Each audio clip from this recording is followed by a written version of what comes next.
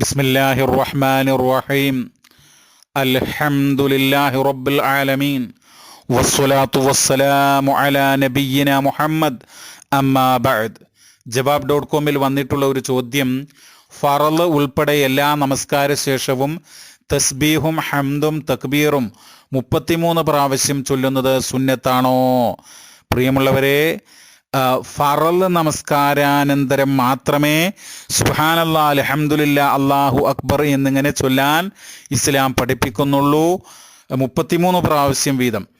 എന്നാൽ സുന്നത്ത് നമസ്കാര ശേഷം, അത് തഹിയ്യത്ത് നമസ്കാരമാകട്ടെ, റവാത്തിബ് സുന്നത്തുകളാകട്ടെ, ളുഹാ നമസ്കാരമാകട്ടെ, അതുപോലെ തന്നെ ഖിയാമുൽ ലൈലാകട്ടെ, മയ്യത്ത് നമസ്കാരമാകട്ടെ, അങ്ങനെയുള്ള 5 നേരത്തെ ഫറൽ ഒഴികെയുള്ള നമസ്കാരാനന്തരം 33 തവണ സുബ്ഹാനല്ലാഹ്, അൽഹംദുലില്ലാ, അല്ലാഹു അക്ബർ എന്ന് ചൊല്ലാൻ ഇസ്ലാം പഠിപ്പിക്കുന്നില്ല. ഫജ്ർ, ളുഹർ, അസർ, മഗ്രിബ്, ഇഷ ഇങ്ങനെയുള്ള 5 ഫറൽ നമസ്കാര ശേഷം മാത്രമേ 33 തവണ വീതം ഇത് ചൊല്ലാൻ വേണ്ടി പഠിപ്പിക്കുന്നുള്ളൂ.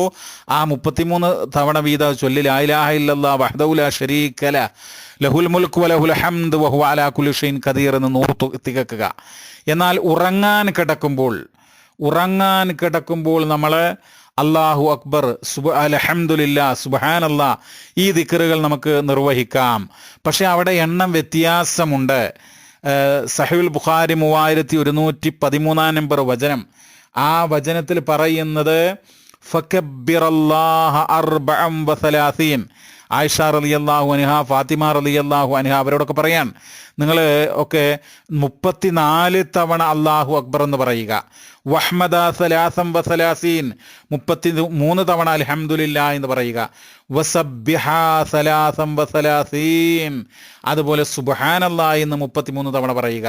അപ്പോൾ ഇതിൽ വ്യത്യാസമുള്ളത് സുബ്ഹാനല്ലാഹ്, അൽഹംദുലില്ലാ, അല്ലാഹു അക്ബർ എന്നുള്ളതിൽ അല്ലാഹു അക്ബർ എന്ന് മാത്രം 34, ബാക്കി 33 വീതം. എന്നാൽ ഫർള് നമസ്കാരങ്ങൾക്ക് ശേഷം ഈ ഓരോ ദിക്റുകളും 33 തവണ വീതം മാത്രമാകുന്നു.